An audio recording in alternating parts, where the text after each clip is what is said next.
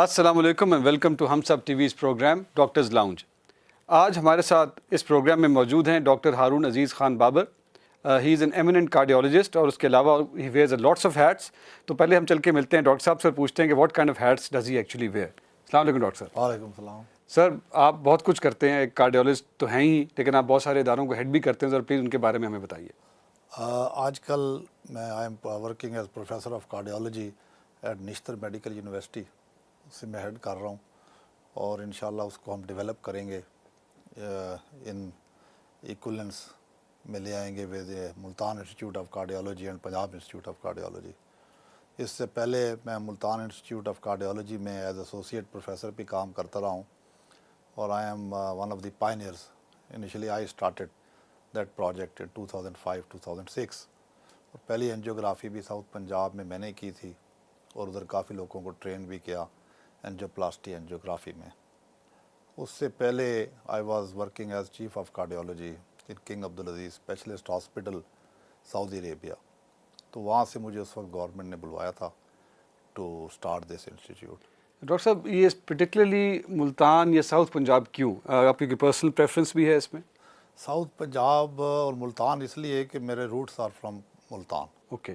तो जब when I was abroad my father asked me to do a favour and he said you come and work at Multan because the institute had started. Right जी। तो वहाँ आप हम अपने लोगों को कुछ सर्व भी करें।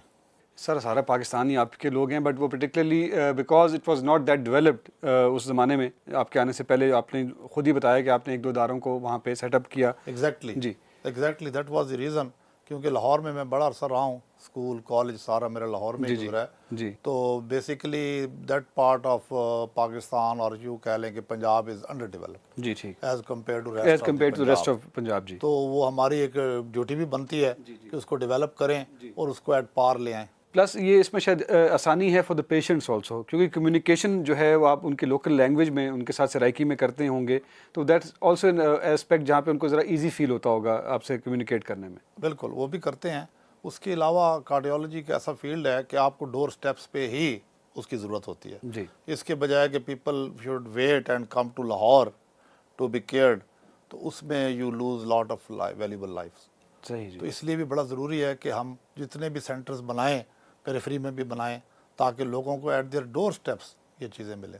डॉक्टर साहब, ये कितने इलाके को सर्व करेगा आपका जो इंस्टीट्यूट है या कर रहे हैं? वहाँ पे जितने इंस्टीट्यूट्स हैं ओनली मुल्तान तक महदूद हैं या जो बहावलपुर या और इलाके जो अलाइड हैं उनको भी ये लुक आफ्टर करते हैं? ये सारा south Punjab which is I think more than 3 crore आबादी, ओके जी। उनको सर्व कर रहा है। फिर people are coming from Balochistan, अच्छा जी, as far as Balochistan, as far as Quetta even, and then people come from KP Kedar, Ismail Khan। अच्छा राइट। तो सिंध से भी लोग आते हैं, वो आपको नज़दीक उनको पड़ता है? उनको ये नज़दीक भी पड़ता है, फिर उनकी लैंग्वेज भी इसके साथ मिलती जुलती है। जी ठीक है, मतलब डेरा इस्माइल खान में भी सराइकी जी हाँ, बोलने वाले जी हाँ। लोग हैं, ऑफ कोर्स सिंधी से वैसे भी सराइकी की मुशाबत है। तो डॉक्टर साहब, एक तो सेंटर में वहाँ पे ज़ाहिर है ऑफ कोर्स आप एंजियोग्राफीज़ कर रहे होंगे, या मैंने सुनने में आया कि अभी ये पहले से पहले वहाँ पे एंजियोग्राफी सेंटर्स नहीं थे और वहाँ पे सीटी एनजीओ भी नहीं था, तो ये अभी बिल्कुल नई डेवलपमेंट है उस इलाके के लिए? ये सीटी एंजियोग्राफी भी हमने लगा दी है। निश्तर में भी we have got the latest 164 slice और दूसरी इंटरवेंशन भी उसकी बुनियादी मराहल में है। लेकिन जो मुल्तान इंस्टीट्यूट ऑफ कार्डियोलॉजी है उसमें तो हमारे पास तकरीबन 5 कैथ लैब्स हैं जी। और वो तो day and night we work there. वहाँ पे एंजियोग्राफी होती है? वहाँ सारा कुछ होता है, अच्छा, right, intervention, angioplasties, stenting, bypass operations. तो ये हम चाहते हैं कि ये बाकी जगहों पे भी वो मतलब ऑल्टरनेटिव्स के तौर पे या एज ए बैकअप के तौर एज पे, a backup, allied- as an alternative, as an allied. जी। क्योंकि लोग इतने ज़्यादा हैं, ये एक किस्म का cardiac disease, coronary artery disease has become an epidemic या कम अज़ कम एंडेमिक। ये इतना ज़्यादा डिजीज़ फैल गया है कि आपकी यंगर जनरेशन में भी आ गया है। डॉक्टर साहब, उसके रीजंस क्या हैं? What do you think is the reason? के मतलब आप कह रहे हैं कि अगर एपिडेमिक नहीं है तो एंडेमिक है, तो but what are the reasons for that? बिल्कुल, बड़ा अच्छा आपने सवाल पूछा है। हमेशा एक मेडिकल की टर्म है, prevention is better than cure. जी हाँ, बिल्कुल। आप देखें कि इतनी ज़्यादा डिज़ीज़ है जिसमें आप स्टेंट डालते जाएं वो ख़त्म नहीं हो रही। तो आप सबसे बड़ा काम हम ये चाहते हैं करें कि वो डिज़ीज़ होने ही ना दें। उसको हम कहते हैं कि prevention is better than cure. तो उसके लिए we should work hard, we should strive hard, जिस पे काम बहुत कम हो रहा है। ऑल दो डेवलप्ड वर्ल्ड में उनके पास पूरी चेयर्स हैं ऑफ प्रिवेंटिव कार्डियोलॉजी जो कि पाकिस्तान में नहीं है। There is not even one? Not I am not aware of Okay. कि हम मेरी नज़र से नहीं गुजरी कि प्रिवेंटिव कार्डियोलॉजी की चेयर हम चाहते हैं। मैंने CPSP में भी बात की है क्योंकि I am also one of the examiners, senior examiners of college of physician and surgeon and supervisor as well, जो हाईएस्ट पोस्ट ग्रेजुएट बॉडी है। माशाल्लाह जी। तो हम चाहते हैं कि हम यहाँ प्रिवेंटिव कार्डियोलॉजी पे भी काम बहुत ज़्यादा करें ताकि वो लोग स्पेशली हमारे एरियाज़ के जिनको वेल्वुलर हार्ट डिजीज़ है, रूमेटिक हार्ट डिजीज़, Okay. और एक दफ़ा rheumatic heart disease, valvular heart disease हो जाए तो इट इज़ कैटास्ट्रॉफिक, वो उसके बड़े ख़तरनाक नतायज होते हैं। तो इसके जो वेल्वुलर हार्ट डिजीज़ की बात करें, इसके इंसिडेंसेस किस इलाके में ज़्यादा हैं जी? ये जितना आपका इलाका बैकवर्ड होगा, पुअर होगा, उतना ज़्यादा होगा। इट इज़ डाइट ओरिएंटेड या इट्स वाटर ओरिएंटेड या क्या चीज़ है जो उसको इफेक्ट कर रही है इट जी? Is basically areas of poverty ridden areas. Okay. उसकी वजह है कि people don't have the awareness, number one. Right जी। Number two, people don't have the access to doctors. ठीक जी। Number three, they go around in search of हकीम्स and वो लोग जिनको इसका पता ही नहीं है कि बीमारी क्या है। वो जो कि बल्कि ज़्यादा कंट्रीब्यूट करते हैं इसकी डिटीरिएशन में। उस डिटोरेशन में उसको प्रोलॉन्ग करते हैं जब तक वो बेचारे रीच करते हैं एट द राइट प्लेस। तो रूमेटिक हार्ट डिजीज़ एक ऐसी डिजीज़ है जो कि गला ख़राब होने से शुरू होती है and it may affect the valves and it may result in rheumatic valvular heart disease. Okay, बिल्कुल ठीक है।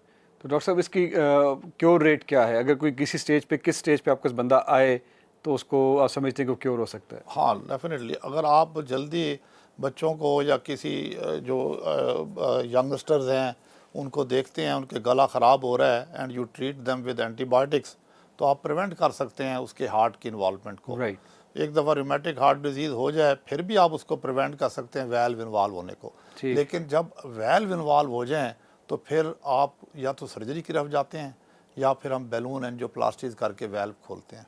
राइट। ये कॉन्जेनिटल नहीं है वेल्वोप्लास्टीज करके। जी, but this disease is not congenital. It is not congenital, it is not congenital, it is multifactorial, जिसमें environment का बड़ा हाथ है, जिसमें उन्होंने कई दफ़ा जेनेटिक्स पर भी बहुत रिसर्च हुई है। तो वो कहते हैं वो लोग जो जेनेटिकली इसकी तरफ प्रोन होते हैं they are more liable to get this disease. और सारों ये को, हर किसी का गला ख़राब हो, हर किसी को तो नहीं होता रूमेटिक हार्ट डिजीज़ या वेल्वुलर हार्ट डिजीज़। तो वो लोग जो हु आर जेनेटिकली ससेप्टेबल, जिनके जीन्स में ऐसे लोकस हैं जी। म्यूटेशन हुए या हैं, तो उनको ज़्यादा ये दे आर मोर। अच्छा, but it is an acquired disease, it is not It मतलब is basically an acquired disease, but it comes in those patients mostly who are genetically genetically susceptible. Susceptible to it. जी बिल्कुल ठीक हो गया doctor साहब। तो doctor साहब उसके अलावा what other problems do we see in this discipline? जब आप मुल्तान के स्पेशली इलाकों के बारे में बात कर रहे हैं तो वहाँ पे ज़्यादा क्या प्रिवेलेंट है हार्ट डिजीज़ के तौर पे? क्योंकि वैसे तो वहाँ के लोग बड़े हार्ड वर्किंग हैं, वो अपने फील्ड्स में भी काम करते हैं, वो मतलब बाकी लेबर भी करते हैं, तो उनमें कैसे ये डेवलप हो जाती है हार्ट डिजीज़? बिल्कुल करते हैं, लेकिन जो हम अब आपको मैं ले आता हूँ कॉर्नरी आर्टरी डिजीज़ की तरफ, जी। जो कि दिल की नालियाँ जिसको कहते हैं, जो दिल के ऊपर पड़ी होती हैं, सही, जिसको हम कहते हैं कि अनजाना हुआ है या हार्ट अटैक हो गया, दिल की नाली बंद हुई है। बिल्कुल। तो वहाँ मैंने ये बड़ा देखा है, it is very strange and disappointing to see कि younger people age young age age of 30 और 25 आर गेटिंग हार्ट अटैक्स। वो Why क्यों हो so? रहे हैं? डाइट की इम्प्योरिटीज़ हैं, ओके, स्मोकिंग हैबिट बहुत ज़्यादा है, Right. Specially in south Punjab. हमने एक स्टडी भी की थी difference between south Punjab and upper Punjab. तो dietary reason was more in upper Punjab as compare to smoking in lower. अच्छा, इट्स द ऑपोजिट। वहाँ पे लोग ज़्यादा खाने की वजह से उनको हार्ट डिजीज़ हो रही हैं और वहाँ पे ज़्यादा सिगरेट पीने की वजह से हो रही है। पंजाब एंड मिड पंजाब, जी। और वहाँ ज़्यादा स्मोकिंग की वजह से। Right, right. फिर पीपल हु हैव डायबिटीज़, उनका भी ज़्यादा चांसेस होता है कॉर्नरी आर्टरी डिजीज़ का, यानी कि दिल की शहरानियों की तकलीफ होने का। अनकंट्रोल्ड डायबिटीज़, सही। उन्होंने कभी परवाह ही नहीं की, उनको पता ही नहीं है कि डायबिटीज़ है। फिर पीपल हु हैव हाइपरटेंशन, यानी कि हाई ब्लड प्रेशर, कभी उनको पता ही नहीं है कि इसको किसी को हाई ब्लड प्रेशर है, and he lands up in your emergency with फॉलेज, stroke या किडनी फेलियर या हार्ट अटैक। जी बिल्कुल सही। तो और फिर कई इससे आगे चलें तो फिर कोलेस्ट्रॉल का तो लोगों को बिल्कुल ही नहीं पता, क्योंकि लोगों में अवेयरनेस ही नहीं है। तो you have to teach them, this is preventive cardiology and which we lack here in Pakistan. कि भाई ये चीज़ों को रोको, इन चीज़ों को रोकें किस तरह? इनको आप अपनी डाइट में तब्दीली करें, सिंपल डाइट की तरफ आएँ, जंक फूड की तरफ ना जाएं, फिर आप एक्सरसाइज की तरफ तवज्जो दें कि कम से कम 40-50 मिनट से डे आपकी वॉक हो या एक्सरसाइज हो। मतलब that can be divided between 2 sessions. ज़रूरी तो नहीं कि एक ही दफ़ा ही आपने 40-50 मिनट वॉक करनी है, अब दिन में 20-20 देख इट मिनट के। Can be yes. डॉक्टर साहब, लेकिन ये जो आपने कहा डाइटरी बात की है, तो इसको आप कैसे डिफाइन करेंगे? What's a simple diet these days? देखें जी, लोगों का ह्यूमन नेचर है, ख़ास तौर पे हमारे लोगों की नेचर है कि गोश्त खो रहे हैं, गोश्त ज़्यादा खाना, चिकनाई ज़्यादा खाना, because of the taste they have developed. जी। तो मेन चीज़ ये है कि आप सिंपल डाइट से मुराद ये है कि आप चिकनाई को माइनस करें, कम से कम करें, ठीक जी। और आप सिंपल डाइट से मुराद है वेजिटेबल एंड फ्रूट्स खाएं। लेकिन डॉक्टर साहब, ये वेजिटेबल हमारे साथ वाले मुल्क इंडिया में बहुत खाई जाती है, लेकिन वहाँ पे बहुत बड़े बड़े कार्डियक इंस्टीट्यूट्स बने हुए हैं। इसका मतलब है कि सब्जी खाने से भी या फिर उनकी शायद ऑयल या घी का इस्तेमाल उतना ही है जितना हमारा है, शायद सेम बिल्कुल, प्रॉब्लम। उनके और फैक्टर्स भी हैं, और वाकई जो वेजिटेरियन ज़्यादा होते हैं उनको हार्ट डिजीज़ कम होता है। This is on the record, this is statistically speaking. Okay. People who are pure vegetarians, उनकी हार्ट डिजीज़ की, कॉरोनरी आर्टरी डिजीज़ की शरह कम है। बट इसका मतलब फिर ऑयल का और उसका घी का फिर आंसर उसमें शामिल नहीं है। बिल्कुल शामिल है, अगर वो लोग ज़्यादा घी खाएंगे तो उनको भी होगा, सही सही। अच्छा डॉक्टर साहब, एक तो और कंज्यूम नहीं करेंगे तो। अच्छा, मेन चीज़ ये भी है ना, low people are not consuming it. They not consuming it. एक सर बड़ा एक सवाल आता है कि रोज़ एक नई स्टडी आ जाती है जो कि आम पब्लिक को चकरा देती है बिल्कुल ही। आप लोग इस चीज़ से आइडेंटिफाई करेंगे कि पहले स्टडी आई जी कि आप लोग घी इस्तेमाल ना करें, आपके लिए ऑयल जो है ना ज़्यादा इंपॉर्टेंट है इस्तेमाल करना, क्योंकि आपकी सेहत के लिए बहुत अच्छा है। करंटली ये रिवर्स हो गया है स्टडीज़ के अंदर। अब लोग ये कह रहे हैं जी कि आप ऑयल इस्तेमाल ना करें, आप घी इस्तेमाल करें। डॉक्टर साहब, इस्तेमाल क्या करें? देखिए जी, मैंने पहले अर्ज़ किया है कि अपनी डाइट सिंपल रखें। आप जो ऑयल इस्तेमाल करते हैं, हम समझते हैं कि जो best oils for human consumption है वो कैनोला ऑयल है और ऑलिव ऑयल है। ओके।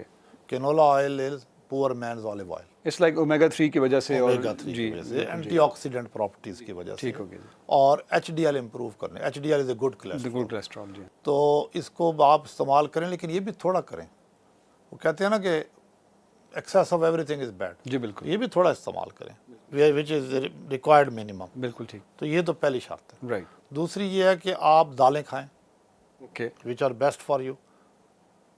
ऑलराइट। लेकिन आप मीट कैसे सारा? लोबिया खाएं, okay. Which is a slow absorbing thing, right. जिससे आपकी शुगर लेवल ज़्यादा नहीं बढ़ती, नहीं बढ़ते, यानी कि शुगर के लिए भी स्पेशली beneficial। डायबिटिक्स के जी लिए। जी जी। डॉक्टर साहब, लेकिन फिर हम मतलब डाइट में मीट को बिल्कुल ही आउट कर दें? नहीं, बिल्कुल आउट ना करें। You can take white meat, okay. यानी कि आप फिश ले सकते हैं, आप चिकन ले सकते हैं। तो चिकन में आजकल जो है उसमें हार्मोन्स का इतने इंजेक्शंस लग रहे हैं कि आप समझते हैं कि चिकन लेना सेफ है आजकल? Well, it is controversial. जी। मैंने कोई स्टडी अभी तक पाकिस्तान में नहीं देखी, या कोई कन्विंसिंग एविडेंस नहीं देखा जिसमें कि हार्मोनल इंजेक्शन लग रहे हों। बट मुझे जी किसी ने बताया था, इसी तरह का एक सब्जेक्ट था कि फ़िलीपींस में वहाँ पे जो है हार्मोन्स के इंजेक्शंस जो हैं वो बहुत ज़्यादा लगाए जाते हैं। आई don't know how much it is true, but वहाँ पे ये था कि वहाँ पे चिकन में इस चीज़ के इंजेक्शंस बहुत ज़्यादा थे और उससे कोई इफेक्ट पड़ रहा था उनकी पॉपुलेशन के ऊपर। I don't know if that's holds true for Pakistan also और not. Well, these are all gossips. सही है। क्योंकि जो हम बेसिकली देखते हैं, जो आपकी स्टडीज़ चल रही हैं ना, जिसको आप साइंटिफिक स्टडीज़ कहते हैं, जी जी। और जो ब्लैक एंड वाइट में आए, सही। तो up till now there is no scientific study to prove this things कि ये हो रही हैं आपके चिकन। बिल्कुल सही। तो हम समझते हैं कि जो आप चिकन खा रहे हैं वो आपका वही मयार है जो बाहर चल रहा है, बिल्कुल क्योंकि उनके फीड्स तो वही आते हैं, जी, बाहर बिल्कुल। से तैयार होके आते हैं। बिल्कुल जी। तो वही फीड्स ही आप देंगे। जो आपके ब्रायलर जिसकी मीट की आप बात कर रहे हैं, definitely it grows more earlier than other. जी जी। तो वो उनकी फीड जो है वो सारी वर्ल्ड वाइड इसी तरह है। लेकिन डॉक्टर साहब, आपको पता है कि हम और किसी चीज़ में नंबर 1 ना हो, लेकिन हम इस चीज़ में ज़रूर नंबर 1 है कि हम मिलावट करने के चैम्पियन हैं। हम अपनी हर चीज़ में मिलावट कर लेते हैं। सो वो एक थोड़ा सा डर रहता है कि शायद हमारी जो डाइट हमें मिल रही है, इसमें प्रोसेस फूड की बात भी मैं करना चाहूँगा आपसे, क्योंकि आजकल लोग प्रोसेस फूड बहुत ज़्यादा लेते हैं। It's easier to cook. उन्हें आपने डब्बा निकाला, आपने माइक्रोवेव कर लिया, आपने उसको थोड़ा सा फ्राई कर लिया, आपका रेडीमेड खाना, आपको कबाब हो गए, दीगर और चीज़ें हो गई, आपको मिल जाती हैं खाने को।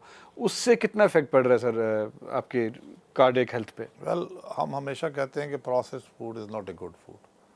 आपके पास जितना फ्रेश फूड होगा वो आपकी सेहत के लिए बेहतर होगा। राइट। क्योंकि प्रोसेस्ड फूड आपको एनर्जी तो दे देगा, आपको वक्ती तौर पे भी चला लेगा, लेकिन उसके लॉन्ग टर्म इफेक्ट्स इतने अच्छे नहीं हैं ओके। जो आपके नेचुरल फूड के हैं, फ्रेश फूड के हैं। राइट। नाजरीन, बड़ी इंटरेस्टिंग कॉन्वर्सेशन चल रही है डॉक्टर हारून अजीज़ खान बाबर से.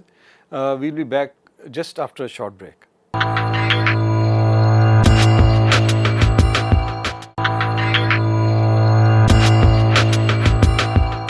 जी नाज़रीन, welcome back from the break. Break से पहले हम प्रोफेसर डॉक्टर हारून अजीज़ खान बाबर साहब से हमारे जो डाइटरी हैबिट्स है और उनकी जो इफ़ेक्ट होते हैं हमारी कार्डियक हेल्थ पे, उनके बारे में बात कर रहे थे. तो एक एस्पेक्ट जो मैं उनसे डिस्कस करना चाहूँगा वो है एनर्जी ड्रिंक्स का. डॉक्टर साहब, एनर्जी ड्रिंक्स हमारी यूथ बहुत कंज्यूम करती है. वो क्योंकि रात को पढ़ रहे हैं तो वो उस वक्त भी जागने के लिए एनर्जी समझते हैं आ जाती है. आप लॉन्ग ड्राइव पे जा रहे हैं मोटरवे पे, तब भी आप एनर्जी ड्रिंक कंज्यूम कर रहे होते हैं. इसके क्या असरात हैं ऑन द कार्डियक हेल्थ? देखें जी, एनर्जी ड्रिंक्स मुख्तलिफ़ किस्म के हैं. ख़ास तौर पे जो आपके बाज़ार में अवेलेबल हैं और जो यंगस्टर्स आजकल यूज़ कर रहे हैं, they are basically stimulants. Okay. तो ये स्टिमुलेंट्स जो हैं, इससे हम तो कहते हैं कि परहेज़ करें. राइट. इसकी वजह यह है कि they are damaging to your arterial system okay. और even to your heart and even to your brain. एक दो पी लेने से दिन में या जो लोग तो जितना अवॉइड करें उतना बेहतर है, क्योंकि then you become addicted to it. Okay. आपको आदत पड़ जाएगी. राइट. तो ये आपके लिए अच्छी चीज़ नहीं है. ओके. डॉक्टर साहब, ये तो हमारे यहाँ तो माशाल्लाह अब लोग पढ़ के बहुत आगे बढ़ रहे हैं और आप जैसे लोग बाहर से जो है पढ़ के यहाँ आ रहे हैं. So where did your journey start? आप कहाँ से होके फिर वापस मुल्तान पहुँच गए? मैंने when I finished my house job in services hospital in 87-88, तो I proceeded abroad to Dublin Ireland.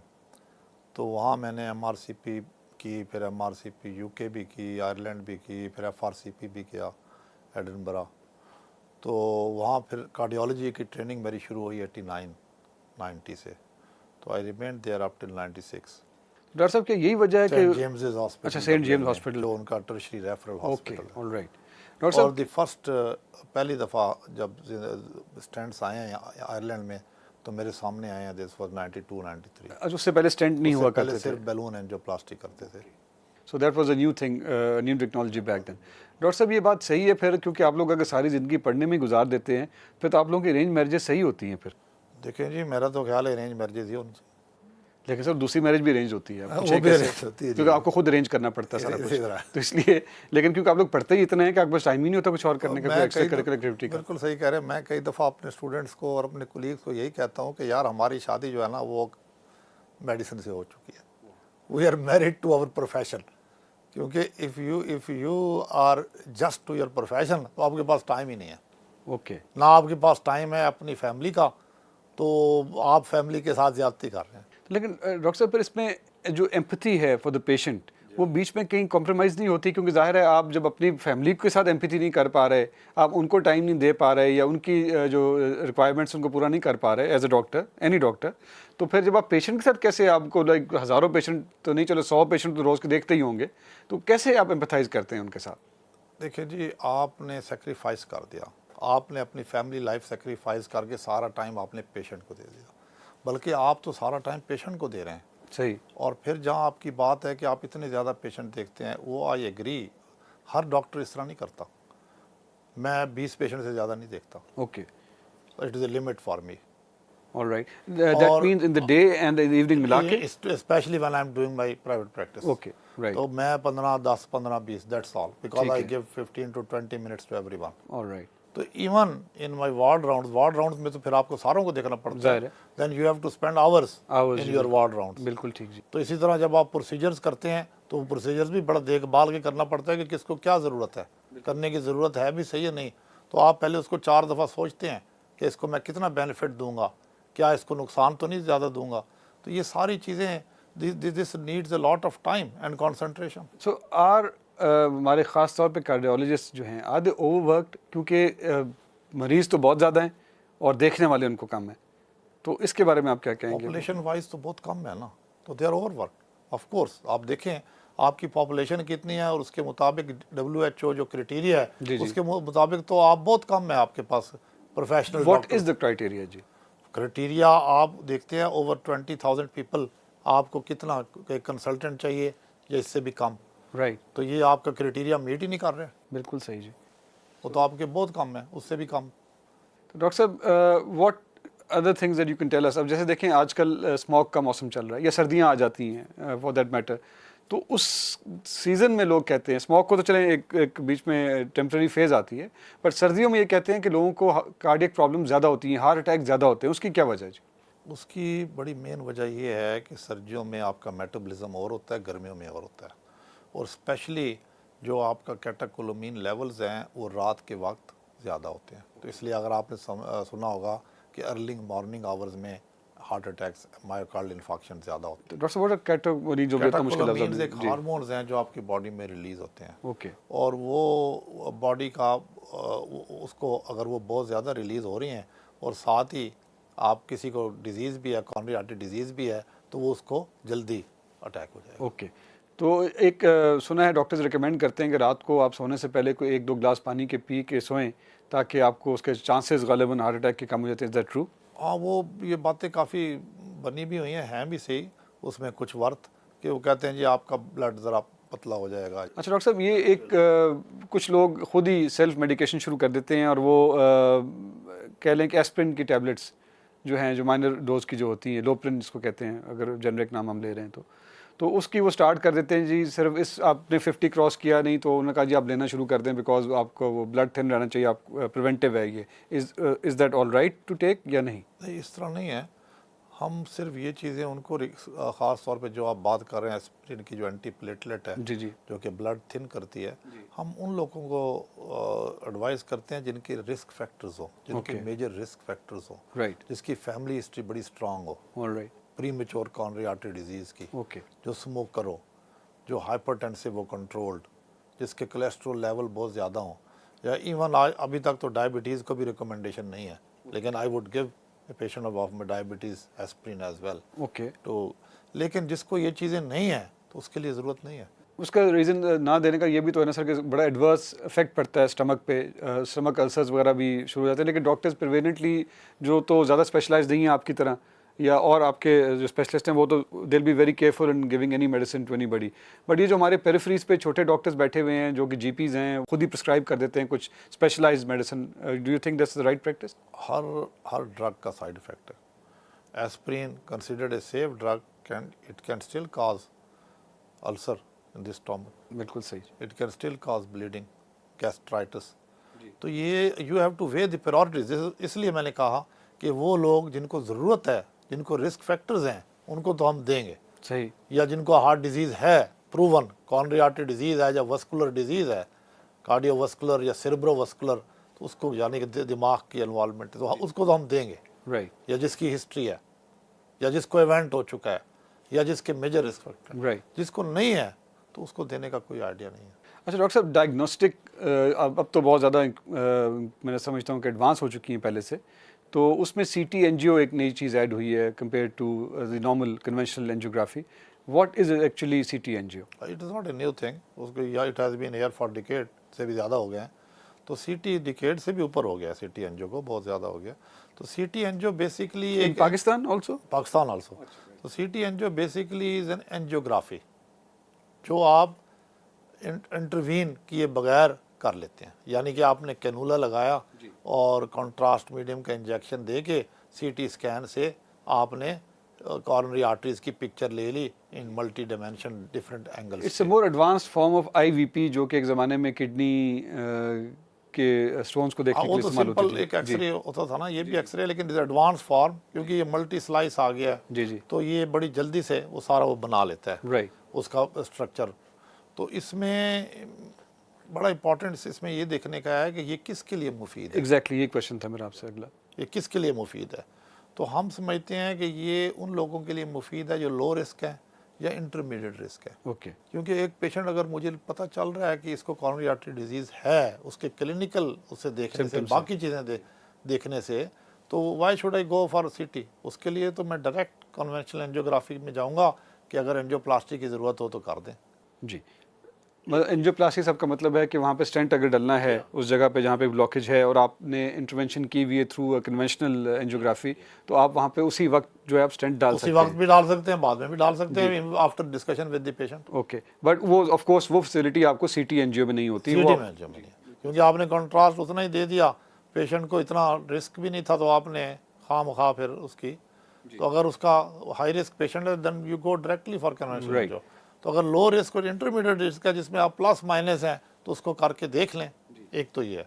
दूसरा ये है कि वो लोग जिनके बाईपास ऑपरेशन हो चुके हैं उनके लिए भी CT एंजियो एक बहुत अच्छी मॉडलिटी है। ओके, वो बड़ी अच्छी तरह आपको ग्राफ्ट बता देती है कि ठीक चल रहे हैं या नहीं चल रहे हैं। And plus it saves them the trauma of actually going through वो ट्रॉमा भी नहीं एंजियोग्राफी। होता। जी, फिर इवन जिसकी एंजियोप्लास्टी स्टंटिंग हो चुकी है जी, जी। उसको अगर कोई आपको उसमें सस्पिशन है कि प्रॉब्लम आ रहा है तो वो भी बड़ा अच्छी तरह बता दे। राइट डॉक्टर साहब ये बताइएगा कि अदर डायग्नोस्टिक्स लाइक एक स्ट्रेस टेस्ट होता है, ये आम पब्लिक की इन्फॉर्मेशन के लिए है। स्ट्रेस टेस्ट जो है वो रिकमेंड किया जाता है जिससे आपका पता चलता है कि आपके फिजिकल फिटनेस किस लेवल की है या आपके हार्ट पे क्या इफेक्ट पड़ रहा है। इसकी कितनी इंपॉर्टेंस है? इसकी बहुत इंपॉर्टेंस है क्योंकि जो एक्सरसाइज स्ट्रेस टेस्ट है, जब इसको हम ETT कहते हैं, जी, ये भी कई किस्म का है। एक एक्सरसाइज टेस्ट है सिंपल जो हम ब्रूस प्रोटोकॉल करते हैं ओवर ए ट्रेडमिल।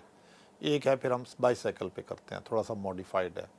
एक है जो हम एक्कोकार्डियोग्राम से करते हैं, Alright. यानी कि आप स्ट्रेस भी कर रहे हैं उसको, साथ आप एक्को भी कर रहे हैं। ओके, उसकी जो सेंसिटिविटी है वो ज़्यादा बेहतर है, स्पेसिफिसिटी सेंसिटिविटी बहुत। बट इज इट लाइक अगर आप एको के साथ भी कर रहे हैं और स्ट्रेस टेस्ट भी कर रहे हैं तो ये is it a replacement for CT angio? It is because we start with you have to climb the ladder step by step. Right, आप डायरेक्ट किसी चीज़ पे तो नहीं चले जाते। बिल्कुल सही जी। तो अगर आपको लो सस्पिशन है या इंटरमीडिएट सस्पिशन है, जी, इतना हाई रिस्क नहीं है पेशेंट, तो उसकी आप ETT करें, एक्सरसाइज टॉलरेंस टेस्ट करें, सही। तो उस पर भी 70% of the people you will come to know. And what is the actual benchmark for a stress test कि आप क्या बंदा कितने मिनट उस पे ट्रेडमिल पे या बाइसाइकिल पे लगा लेता है तो वो हम कहते हैं कि जी ठीक है जी, इसको ज़रूरत नहीं है अभी किसी किस्म की इंटरवेंशन की? बेसिकली हम ये देखते हैं कि 100% हार्ट रेट उसका अचीव हुआ है according to his age, right, according to his age, weight, metabolic equivalents achieve हुए हैं, राइट, और फिर या एटलीस्ट 85% उसका मैक्सिमम हार्ट रेट जो उसका 85% अचीव हुआ है, सही, और उसमें उसने अपने मेटाबॉलिक इक्विवेलेंट भी अच्छे अचीव किए हैं, राइट, कितना टाइम उसने लगाया है। तो ये पैरामीटर्स, डिफरेंट पैरामीटर्स होते हैं ठीक। जो हमें बताते हैं कि ये एडिक्वेट है this is what you call the Bruce protocol. Bruce protocol में। और भी प्रोटोकॉल हैं, तो Bruce protocol is one of the standards. Right, फिर डॉक्टर साहब ये एको क्या है? एक्को एक ऐसी मॉडलिटी है जिस तरह अल्ट्रासाउंड है।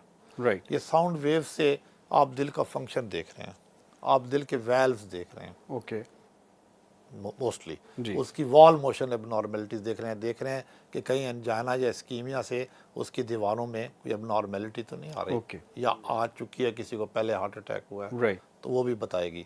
उसके प्रेशर्स भी कई दफ़ा देख रहे हैं, पल्मोनरी आर्टरी प्रेशर देख रहे हैं, राइट। बाकी चीज़ें आप। तो ये आप फिर कैसे किसको क्या रिकमेंड करते हैं, मतलब एको के स्टेज पे is it the first step और is stress test the first step? ये दोनों मुख्तलिफ प्रोसीजर्स हैं और इन दोनों की मुख्तलिफ रीज़न्स हैं। देखें जी, जिसको आप समझ रहे हैं कि इसको अनजाना हो सकता है या हो रहा है, तो उसके लिए आप स्ट्रेस टेस्ट करें। ओके, जिसको आप समझ रहे हैं कि इसको इस्कीमिक हार्ट डिजीज़ पहले हुआ था, अब उसका आप फंक्शन देखना चाहते हैं, तो वो देख लें। जी, या आप समझते हैं कि मैं स्ट्रेस टेस्ट से ज़्यादा बेहतर मोडेलिटी करना चाहता हूँ, तो फिर स्ट्रेस के साथ एको कर लें।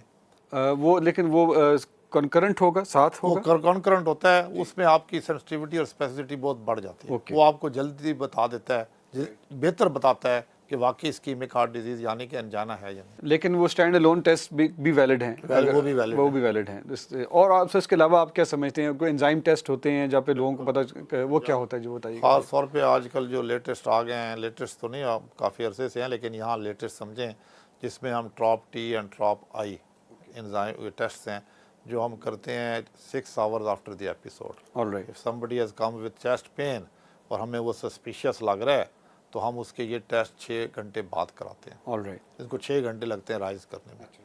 तो ये अगर पॉजिटिव आ जाए तो उसको हम हाई रिस्क कैटेगरी में रखते ओके। बट वो ज़रूरी नहीं कि वो उसी की वजह से पॉजिटिव आया हो, हार्ट अटैक की वजह से, कोई और रीजंस बॉडी में कोई इन्फ्लेमेशन या कोई और चीज़ हो उसकी वजह से भी आ सकता है पॉजिटिव? हैं। मोस्टली हार्ट के लिए स्पेसिफिक है, ओके, लेकिन का किडनी डिजीज़ में भी आ सकता है। ओके, हाँ, कोई ब्रेन ट्रॉमा हुआ उसमें भी आ सकता है। राइट, हाँ, लेकिन mostly it is very specific for the heart, for the heart जी, coronary artery cornea heart disease. Doctor साहब, any other thing that you would like to recommend, अगर बंदा टेस्टिंग प्रोसीजर्स में जाता है कि अपने कोलेस्ट्रॉल जो है वो कितनी दफ़ा टेस्ट करवाना चाहिए साल में, या स्ट्रेस टेस्ट है वो कितनी दफ़ा होना चाहिए, ये चीज़ें क्या करनी चाहिए to keep yourself abreast of whatever is happening in your body? Particularly cardiac उसके हवाले से? देखिए जी, इट इज़ वेरी इंपॉर्टेंट कि आप अपना ईयरली चेकअप कराएं, specially after the age of 40। Okay, and it is very important कि आप अपना ब्लड प्रेशर चेकअप कराएं after the age of 18 yearly, या at least 4 to 5 yearly. Blood pressure तो आपका चेक होना चाहिए, राइट। क्योंकि high blood pressure is a silent killer. अच्छा डॉक्टर साहब, लेकिन आजकल तो जो है बेंचमार्क्स चेंज हो गए हैं हाई ब्लड प्रेशर के। पहले जो 120/90 जो है वो आपको पेरिफेरल सॉर्ट ऑफ समझा जाता था कि जी प्रेस्क्योर है उसका हाई ब्लड प्रेशर का। अब वो कहीं 140/90 पे चला गया है। तो ये कैसे है डॉक्टर साहब? बिल्कुल बिल्कुल सही कह रहे हैं। अब जो हमारी गाइडलाइंस आई हैं, जिसको हम JNC8 कहते हैं, जी तो उन्होंने तो यही रिकमेंड किया है कि 140/90 जी, से नीचे आप रखें। राइट। और एल्डरली का, अबव पीपल अबव 60 का 150/90 से नीचे रखें। अच्छा, तो मतलब 90 is the higher side of the blood pressure जी। अच्छा, हम बिल्कुल ये कॉन्वर्सेशन अभी जारी है जी। We'll just take a short break and we'll be back.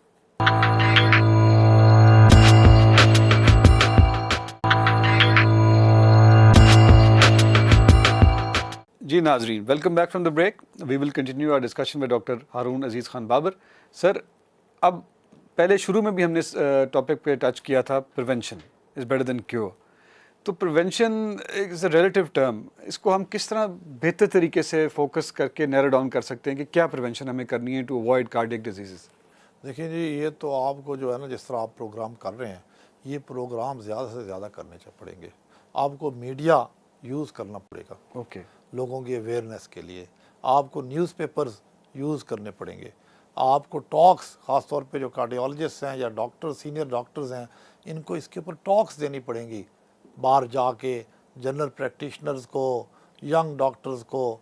और ये तो आप यूँ समझें कि आप जिस तरह डाई हार्ड किस्म के लोग होते हैं ना, कि आपने जनाब एक, आपके सामने एक मिशन है, it should be carried out like a mission. तो ये तब भी इसमें कुछ कामयाबी अचीव होगी, अदरवाइज़ नहीं होगी, क्योंकि अभी तक इसको एज ए मिशन किसी ने नहीं किया। लेकिन डॉक्टर इसमें ये वजह नहीं आएगी, देखें एक कार्डियोलॉजिस्ट है, वो जा रहा है, वो किसी को लेक्चर देने जा रहा है, जीपी को दे रहा होगा लेक्चर मोस्ट प्रॉब्ली, या यंगर डॉक्टर्स जो आने वाले हैं, जीपी तो थोड़ा सा रेजिस्टेंट नहीं होगा कि जी मुझे इतना तो बेसिक नॉलेज मुझे भी पता है कि जी क्या नहीं करना चाहिए। तो वो कार्डियक को जो डॉक्टर है उसको, उसकी बात को उतने अच्छे तरीके से रिसीव करेगा? बिल्कुल करेगा, बल्कि जीपीज़ चाहते हैं कि हमें आप अवेयरनेस प्रोग्राम्स में शामिल करें, क्योंकि जीपीज़ ही आपकी बैकबोन है। जो कॉमन मैन है वो डायरेक्ट कार्डियोलॉजिस्ट के पास तो नहीं नहीं आता, जाता जी, बिल्कुल। स्पेशलिस्ट के पास तो नहीं आता, वो तो पहले जाता है जनरल प्रैक्टिशनर के पास। तो whatever the general practitioner guides him, he does it, number 1। Okay, number 2, he goes to non doctors, he or she. Mostly आप देखें अपने जो आपके गांव की लाइफ है, ये जो रिमोट एरियाज़ की लाइफ है, जो आपके 60-70% लोग हैं, जी बिल्कुल, वो तो पहले जाते हैं कंपाउंडर्स के पास, जी हाँ, या हकीम्स के पास, या क्वैक्स के या पास, क्वैक्स के पास। जी हाँ। तो वो उनकी अवेयरनेस आप किस तरह बढ़ाएंगे? आप इसी तरह ही बढ़ाएंगे कि आप प्रोग्राम पे प्रोग्राम करें। लेकिन ये अवेयरनेस का मतलब है डायरेक्ट पेशेंट की बढ़ाने वाली है, नॉट द क्वैक्स और वो जो कंपाउंडर्स की। जी वो भी सीखें, वो भी इंसान है। जी, मतलब अगर वो आप लोग नहीं जा सकते उन जगहों पे जहाँ वो बैठे हुए हैं, तो वो भी सीखें। किसी को सिखाने में क्या हर्ज है? अच्छी चीज़ बतानी है ना बिल्कुल जी आपने। हाँ, बिल्कुल तो फिर गवर्नमेंट को चाहिए कि वो डिफरेंशिएट करे between the quacks and between educated doctor या ट्रेन डॉक्टर। तो ये भी बड़ा इंपॉर्टेंट है। जी। टॉक्स तो एक आपने एस्पेक्ट बताया, dissemination through the media, information जो है लोगों को देनी चाहिए, but what is the information जो देनी चाहिए लोगों को? इंफॉर्मेशन यही देनी चाहिए कि आप अपनी ज़िंदगी को सादा बनाएं। आप सादा गज़ा खाएं। सादा गज़ा से बेहतरीन कोई गज़ा नहीं है, यानी कि सब्ज़ी, दाल, फल, ये आपकी मेन गज़ा है। ठीक जी, और आप एडिशनल खाना चाहते हैं तो मुर्गी मछली खा लें, दूध पीना है तो लो फैट लें। राइट, तो ये उसकी गज़ा है। और फिर most of the people definitely they work hard in their life physically. जी। तो ये भी उनको बताएं कि ये बड़ी अच्छी चीज़ है। जी। आपका कम से कम 40-50 मिनट का रोज़ का physical work will give you a long way. जी। सो डज दैट मीन कि जो हमारी लेबर क्लास है, जो हमारे मजदूर किसान हैं, उनके अंदर ये इंसिडेंस ऑफ कार्डियक डिजीज़ कम होती है because they work very hard? उनके अंदर ज़्यादा आ रही है ये तो कुछ पैराडॉक्सिकली। हाँ जी, ये उसकी वजह ये है कि उनके बेचारों की डाइट ही ठीक नहीं है। उसकी वजह ये है कि they have become smokers alright, because they have no entertainment. Okay, then you come again to the level of poverty. बिल्कुल तो ठीक आप जितने तक उसको वेलफेयर स्टेट नहीं बनाएंगे, उनको बेहतर नशोनुमा नहीं करेंगे, उनकी तनख्वाहें बेहतर होंगी, उनकी फूड बेहतर होगा, उनकी अवेयरनेस बेहतर होगी, तब भी वो सीखेंगे। तो इस पे आप समझते हैं जो डॉक्टर्स बाकी जिस तरह आपने कहा कि जीपीज जो बैठे हैं अगर वो ज़्यादा अवेयर होंगे इन हालात का के बारे में कि जो है आपके रीजंस क्या हो रही हैं for more incidences of cardiac disease, तो वो ज़्यादा बेहतर उनको जो है वो बता सकेंगे कि उनको प्रिवेंट कैसे करना है। डेफिनेटली, ख़ास तौर पे बच्चों का ख्याल रखना, फिर बहुत ज़्यादा बच्चे पैदा ना करना, Okay. ये सारी बड़ी इंपॉर्टेंट है। क्योंकि रिमेटिक हार्ट डिजीज़ जिस तरह मैंने बताया पहले कि उन लोगों में, उन घरानों में ज़्यादा होते हैं जहाँ बच्चे इकट्ठे सारे ओके, सोते हैं, ऑल राइट। एक बच्चे से दूसरे बच्चे क्रॉस कंटामिनेशन या cross epidemic infection goes on like this. बिल्कुल जी। अच्छा सर, एक और एस्पेक्ट है हार्ट डिजीज़ का, aortic heart disease, what is that जी? देखें जी, मैंने अर्ज़ किया कि एक तो रिमेटिक वेल्वुलर हार्ट डिजीज़, जी जी, तो rheumatic valve can involve any valve. Okay. Aortic valve is one of the valve, एक Alright. वाल्व है दिल ठीक का। है, ठीक है जी, तो एओर्टिक वाल्व का जो डेवलप्ड वर्ल्ड में है उधर तो उन्होंने रिमेटिक हार्ट डिजीज़ ख़त्म कर दिया, ठीक होगी जी, तो उसकी उधर डिफरेंट कॉजेज़ हैं मोस्टली, उसकी उधर मोस्टली कॉजेज़ हैं डीजनरेटिव, ओके, यानी कि एज के साथ डीजनरेट करता है, राइट, कैल्सिफाइड हो जाता है, ओके, नंबर वन। ठीक जी, या फिर नंबर टू, उन लोगों में जिसमें बाइकस्पिड वाल्व होता है, यानी कि 3 कस्प के बजाय 2 कस्प होते हैं, ओके, उनके भी डीजनरेशन जल्दी हो सकती है, राइट, तो उनका वाल्व तंग हो जाता है। स्टीनोसिस से मुराद ये है कि वाल्व का तंग हो जाना, ओके, ठीक है तो वो वाल्व तंग होता जाएगा, आपकी ब्लड सप्लाई कम होती जाएगी, जी, ओके, तो that can reach dangerous level. But can it be repaired? It can be replaced. Okay, और आजकल जो लेटेस्ट, जो आपको मैं लेटेस्ट टेक्नोलॉजी बताना चाहता हूँ, जो लास्ट डिकेड में हमारे पास आई है, वो है परक्यूटेनियस एओर्टिक वाल्व रिप्लेसमेंट, जिसको हम टैवी कहते हैं, okay, trans aortic valve replacement, okay, transcutaneous percutaneous, जो हम जिस तरह एंजियोप्लास्टी करते हैं इसी तरह हम वाल्व को रिप्लेस कर देते हैं। किस तरह? Without taking out that valve, हम अंदर जाके एक वाल्व लगा देते हैं उसके ऊपर, उसके ऊपर ऑल राइट, बैलून के ऊपर वाल्व चढ़ा होता है, उधर जाके खोल देते हैं, ओके, तो उसको टैवर भी कहते हैं, एओर्टिक वाल्व रिप्लेसमेंट टैवी भी कहते हैं। All right. तो Valve इस implantation। वाल्व की कितनी लाइफ होती है जी compare to a normal valve? ये अभी तो ये पिछले 10-12-15 साल से ये चीज़ आई है, तो लाइफ इसकी ठीक है, चल रहा है, अभी तक तो चल रहे हैं जिनको लगाए हैं। अच्छा डॉक्टर साहब, स्पेशली अभी तक तो उन लोगों को लगाए हैं जिनको अदर को मॉर्बिडिटीज़ हैं, जो सर्जरी इतनी अच्छी जिनकी नहीं हो सकती, जी, जी। तो those are the candidates. Okay, लेकिन वो दिन भी दूर नहीं है, वो दिन भी आ रहे हैं जिनमें उन लोगों को भी लगाएंगे जिनकी उधर कॉमॉर्बिडिटीज़ बेशक नहीं है ओके, और रिलेटिवली यंगर हैं, राइट, तो this will be become the gold standard procedure of choice. Right जी। डॉक्टर साहब, एक चीज़ जो है हमारे यहाँ होती है, ऑपरेशन तो चले किसी ने करवा लिया, एंजियोग्राफी भी करवा ली, उसने कोई बाईपास भी करवा लिया, ऑपरेशन तो ठीक हो गया, उसके बाद जो पोस्ट ऑपरेटिव केयर है उसमें कहीं पाकिस्तान थोड़ा सा कुछ पीछे नहीं है? पाकिस्तान बहुत पीछे है। उसकी वजह यह है कि सिर्फ कार्डियोलॉजी की पोस्ट ऑपरेटिव केयर नहीं, हर चीज़ की, बाकी सर्जरीज की भी तो पोस्ट ऑपरेटिव केयर यहाँ इतनी अच्छी नहीं है। बट उसकी इसमें बहुत सारी जी, वजूहत हैं। जी, आपकी नर्सिंग स्टाफ की ट्रेनिंग, ओके, आपका जो सर्जरी थिएटर है वो किस किस्म का है, राइट, वो आपने इन्फेक्शन रेट क्या है, यहाँ इन्फेक्शन रेट भी ज़्यादा हो सकता है, जी जी, तो आपके जो पैरामेडिकल स्टाफ है उसकी क्या ट्रेनिंग है, it is not only the surgeon, फिर आपके एनेस्थीसिया देने वाला है वो किस लेवल पे है, तो ये बहुत सारे, it is a multi dimensional thing. लेकिन डॉक्टर साहब, ये जो आप जो हेड भी कर रहे हैं आप वहाँ पे मुल्तान में, तो आप लोग जो इंस्ट्रूमेंट्स इस्तेमाल होते हैं उसके कुछ स्टैंडर्ड्स फॉलो होते होंगे, जिसको पहले डिसइंफेक्ट किया जाता है बिफोर अनदर ऑपरेशन, या सेट ऑफ इंस्ट्रूमेंट्स होते होंगे? बिल्कुल बिल्कुल। लेकिन उसके बावजूद, मैं सिर्फ आपके दायरे की बात नहीं कर रहा, मैं पाकिस्तान की ओवरऑल एक बात कर रहा हूँ कि कहा जाता है कि गवर्नमेंट सेक्टर में ये जो डिसइंफेक्शन के जो प्रोटोकॉल्स हैं वो फॉलो नहीं किए जाते, और इसीलिए फिर लोगों को various other disease like hepatitis वगैरह या कोई और इस तरह के डेडली वायरसेस जो हैं वो ट्रांसफ़र हो जाते हैं। फॉलो किए जाते हैं, काफ़ी हद तक फॉलो किए जाते हैं, लेकिन कई चीज़ें ऐसी हैं जो फुल प्रूफ नहीं है, वो शुड बी, हाँ जो इट शुड बी, तो उसके लिए आपको ज़्यादा मेहनत करनी पड़ेगी। जिस तरह मैंने बताया कि पोस्ट ऑपरेटिव केयर है, आपकी नर्सिंग स्टैंडर्ड है, आपका पैरामेडिकल स्टाफ का स्टैंडर्ड है, फिर आपके पास जो इंस्ट्रूमेंट्स हैं क्या वो प्रॉपरली स्टीरलाइज्ड हैं या नहीं हैं, जो आप दोबारा लगा रहे हैं। तो एंजियोप्लास्टी के लिए तो अब हमने वो ख़त्म कर दिया है जो दोबारा करते थे, ओके, हाँ वो तो कैथेटर्स हम अब न्यू लगाते हैं, right, catheters and balloons and wires, everything is new. हाँ, जो इंटरनेशनल स्टैंडर्ड्स हैं। अच्छा डॉक्टर साहब, एक जो फर्स्ट रिस्पॉन्डर्स होते हैं इन एनी हार्ट अटैक, ज़ाहिर है एक तो घर वाले होते हैं, उनको जो है ये माउथ टू माउथ रिससिटेशन का नहीं पता, CPR का नहीं पता। उसके बाद जब सेकंड टियर आती है तो वो होते हैं आपके पैरामेडिकल स्टाफ, जो कि जिस तरह 1112 है। अब 1112 के आने से आप समझते हैं कि कुछ इंसिडेंसेस में कोई पेशेंट को शिफ्ट करने में कुछ आसानी हो गई है टू दी करेक्ट हॉस्पिटल जहाँ पे उनके प्रोसीजर्स होने होते हैं? बहुत आसानी हुई है, बहुत बेहतर हुई है। 10 से 15 मिनट में they bring the patient and they are equipped to deal with this kind of emergencies. Equipped भी हैं, और मतलब as a first doctor aid देने के लिए जी। इक्विप्ड भी हैं, उनको ट्रेनिंग भी की गई है और मज़ीद भी उनकी ट्रेनिंग होनी चाहिए। सही। और यानी कि हम कई दफ़ा बाहर की दुनिया में, डेवलप्ड वर्ल्ड में, उसमें एम्बुलेंस में ही स्ट्रेप्टोकाइनेज उधर दे देते हैं इंट्रावेनस, ताकि उसका क्लॉट डिज़ॉल्व हो जाए। राइट। लेकिन सबसे इम्पोर्टेंट बात यह है कि एस्प्रिन हर बंदे की जेब में होनी चाहिए, ओके। ताकि किसी को अगर हार्ट अटैक हो रहा है या चेस्ट पेन हो रहा है तो वो एस्प्रिन उसको खिला दे। Aspirin, not Angised but aspirin. Angised भी जेब में होनी चाहिए, ठीक है। Specially people who have known angina, Right. ज़बान के नीचे रखें। लेकिन एस्प्रिन तो मस्ट है, क्योंकि आपका हार्ट अटैक रोक सकती any normal Disprin would do also. है। नॉर्मल डिस्प्रिन जी, वो जुबान के नीचे रखनी नहीं, चाहे जुबान के ऊपर रख के नहीं, डिसॉल्व वो कर आप उसको च्यू करके खा जाएं या पानी के साथ पी जाएं। This is an emergency procedure जो जी कि हाँ, आप किसी वो को आपकी आपके सामने जेब हो में रहा होनी चाहिए। CPR के बारे में आप क्या कहेंगे? How much training do people need in offices for CPR? CPR की यहाँ बिल्कुल ट्रेनिंग नहीं है, बिल्कुल। यहाँ तो डॉक्टर्स की हमने ट्रेनिंग शुरू की हुई है, तो वो बिल्कुल होनी चाहिए। So every office, every factory, every institution, basic life school. Support जिसे कहते जी, हैं, जी। तो बेसिक लाइफ सपोर्ट तो सारों को आनी चाहिए, बिल्कुल सही जी। स्पेशली जो पढ़े लिखे लोग हैं उनको तो आए। जी बिल्कुल ठीक, आपने सही कहा। डॉक्टर साहब, any message that you would like to give the public regarding cardiac care जी? जी, मैं सबसे पहले यही कहूँगा और आखिर में भी यही कहूँगा कि prevention is better than cure.